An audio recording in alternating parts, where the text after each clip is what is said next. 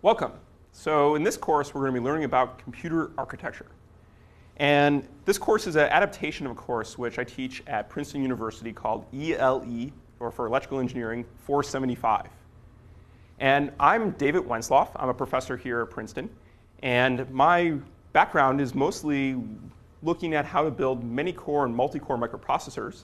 And in the past, I've actually built two of the world's fastest many-core microprocessors in industry, and before that I've worked in academia building many-core microprocessors. So about 15 years of processor design experience.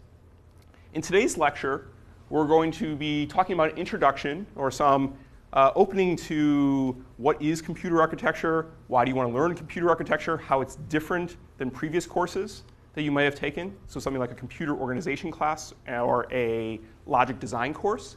And then we'll talk about some content today, which is looking at instruction set architectures and how a instruction set architecture or big A architecture is different than implementation or microarchitecture, and why it's a good idea to split out these two ideas. So let's take a step back and look at the course administration of this class and how this class is going to be organized. So as I said, I'm David Wensloff. This class is roughly going to be the equivalent of 2 80-minute lectures a week. So this is the same format that's used at Princeton University for this course. And we're going to try to segment it into shorter segments to sort of give you bite-sized nuggets with questions and answers intermixed to check your understanding as the video goes on. Two books that I wanted to talk about. This is the Computer Architecture, A Quantitative Approach by John Hennessy and David Patterson. This is a very, very good book. If you are going to be doing computer architecture, I highly recommend it. And it's a heavily, heavily, heavily suggested book for this course. I did want to point out that there's a lot of different versions of this book floating around. We're going to be using the 5th edition, and you should go get the 5th edition. The 5th edition is very different than the 4th edition.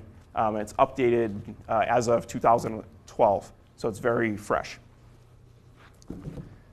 And then a auxiliary text, which is useful for a portion of this class. I'll mention it as the Shen-Leposti book, because of the two authors. Modern Processor Design and Fundamentals of Superscalar Processors.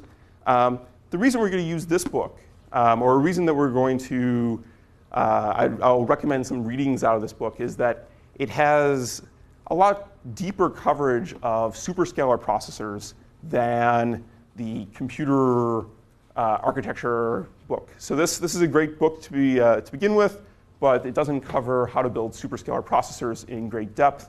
This book goes on to do that, and that's something we're going to be talking a lot about in this course. A lot of the content of computer organization, or a traditional computer organization class, I'm going to repeat in the first 3 lectures of this course, or the first 3.5 lectures of this course.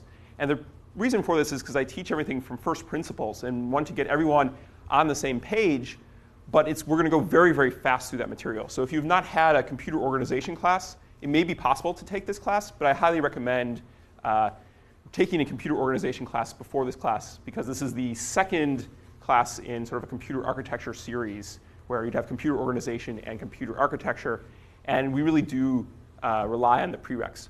But if you are watching the first 3 lectures and you say, I know all this, yes, that is correct. You should know all this.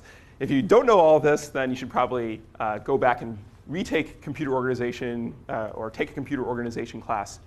But don't drop the class if you take the first 3 lectures and say, oh, I know all this, and just leave at that point. Because we're just going to breeze through that content very fast as building from first principles.